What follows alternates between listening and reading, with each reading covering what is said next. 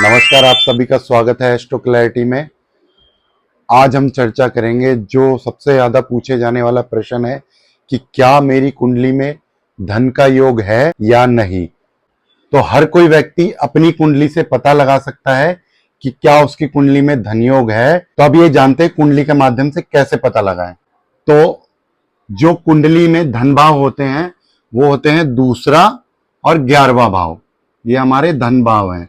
और कुंडली में जो त्रिकोण भाव होते हैं, त्रिकोण भाव को लक्ष्मी स्थान भी कहा गया है, तो वो होते हैं 1, 5 और 9वां स्थान।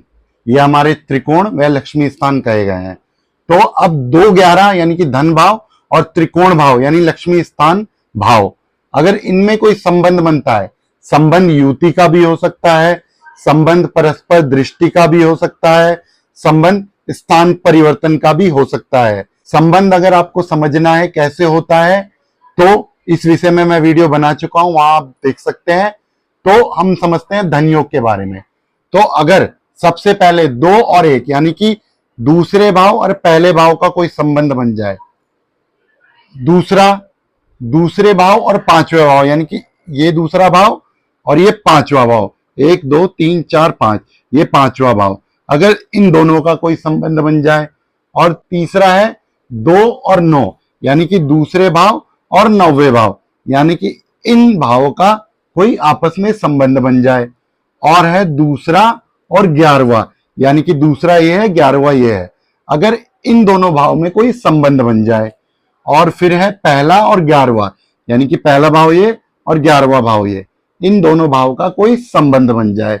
और फिर है 5वां और 11वां, यानी कि 5वां ये है और 11वां ये है, इन दोनों भाव का कोई संबंध बन जाए। उसके बाद है 9वां और 11वां, यानी कि 9वां स्थान ये है, 11वां स्थान ये, यानी कि इन दोनों भाव का आपस में कोई संबंध बन जाए। संबंध युति परस्पर दृष्टि स्थान परिवर्तन द्वारा देखा जाता है। तो इनमें से यानी कि 1 2 3 4 5 6 7, यानी कि ये टोटल 7 योग हैं। अगर इनमें से मैक्सिमम योग बनते हैं तो आप कह सकते हैं कि आपकी कुंडली में एक प्रबल धन योग है। तो अगर मेरे द्वारा दी गई जानकारी आपको पसंद आई है तो इस वीडियो को लाइक करिए, जानकारी को शेयर करिए तथा चैनल को सब्सक्राइब करिए। धन्यवाद, नमस्कार।